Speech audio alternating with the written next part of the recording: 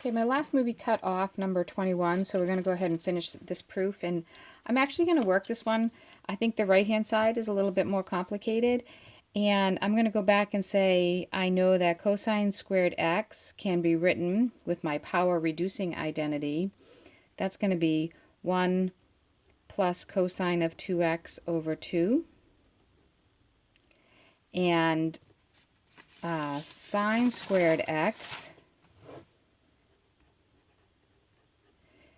is equal to 1 minus cosine 2x over 2. And those are back from the beginning of the chapter when we looked at those. And so we can use these and substitute in on the right-hand side. So I'm going to leave my cosine of 4x intact, and I'm going to take my 1 minus 8, and I'm going to substitute. So sine squared is 1 minus cosine, and I double that angle of 2 times x over 2. And cosine squared of x can be written as 1 plus cosine 2x over 2. Okay, so I can take these halves out, so that becomes 1 minus 8 times 1/4 times 1 minus cosine 2x times 1 plus cosine of 2x. Now when I FOIL that, this is like a minus b times a plus b. When I FOIL it, I'm going to get 1 plus cosine 2x minus cosine 2x, so that goes away. And then minus cosine 2x times positive cosine 2x is cosine squared of 2x. And 8 times 1/4 is 2. So I have 1 minus 2 times 1 minus cosine squared 2x, because when I FOIL this, it becomes that.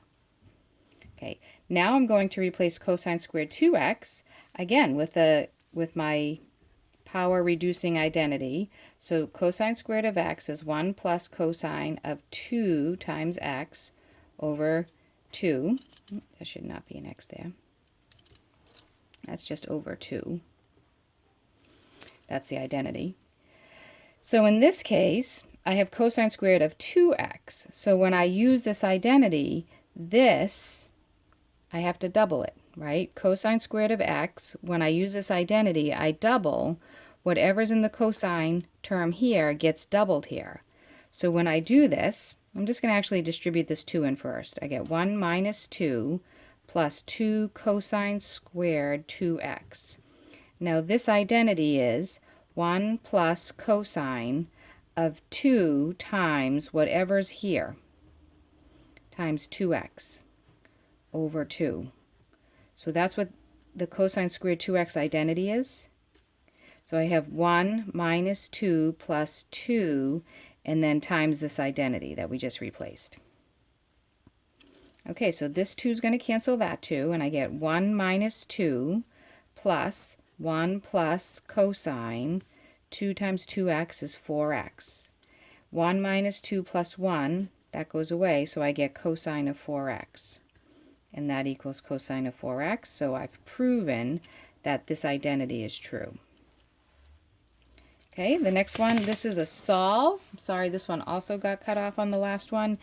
And this one has a slightly, it's a slightly different way to solve it, and it's worth it to try one of these, so we're going to go through this one. I'm not going to replace this sine of 2x yet. I'm not going to use the identity. I'm going to treat this sine of 4x as sine of 2 times 2x. So I have a double angle formula here.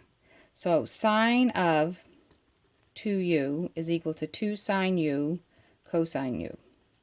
So if I said that 2x is u, I have 2u in here. 4x is equal to 2 times 2x. So I can replace this with 2 times the sine of u, which is 2x, times the cosine of u, which is 2x, equals 0.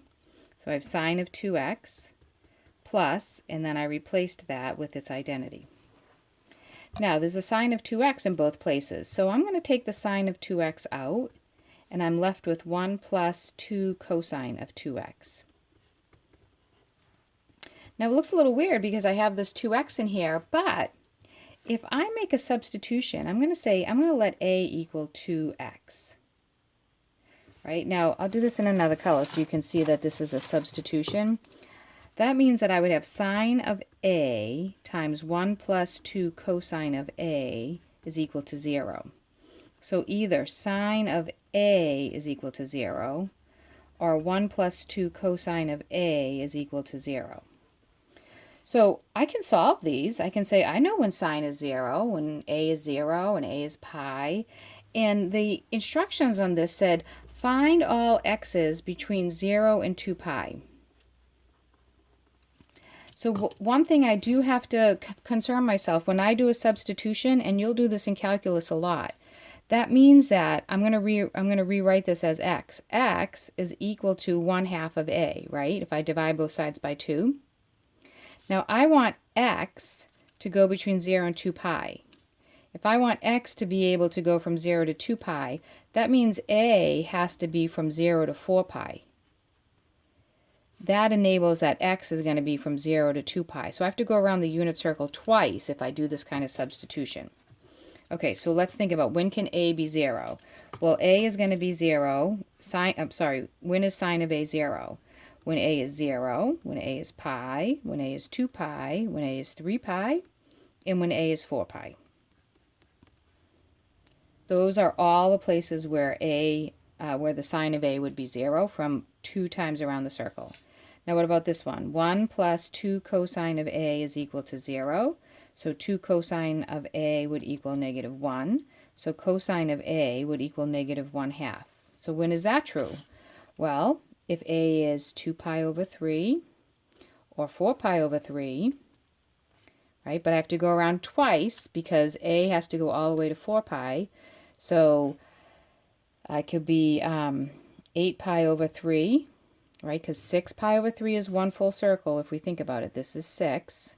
So 7 is here, and 8 is back over here where 2 pi over 3 is, right? Because I'm basically adding 6 pi over 3 to each of these. I'm adding 2 pi, I'm going around another time, and 10 pi over 3. So these are the values of A, right? So I just made a quick substitution. Instead of saying solve for the 2x, I said let's let A be 2x, and then I can solve for A. And then, since we said that x is 1/2 of A, based on our substitution, that means x is going to be half of 0, 0, half of pi, pi over 2, half of 2 pi, pi, half of 3 pi, 3 pi over 2, half of 4 pi, which is 2 pi. Also, it's going to be half of these ones. So half of 2 pi over 3 is pi over 3. Half of 4 pi over 3 is 2 pi over 3. Half of 8 pi over 3 is 4 pi over 3. And half of 10 pi over 3 is 5 pi over 3. So that's a quick way to use a substitution, and that's a very useful way to solve problems in calculus, and you'll see it again. Okay? I'm going to do the last couple of questions on the last video because there are 3 similar questions. They're all about half angle formulas.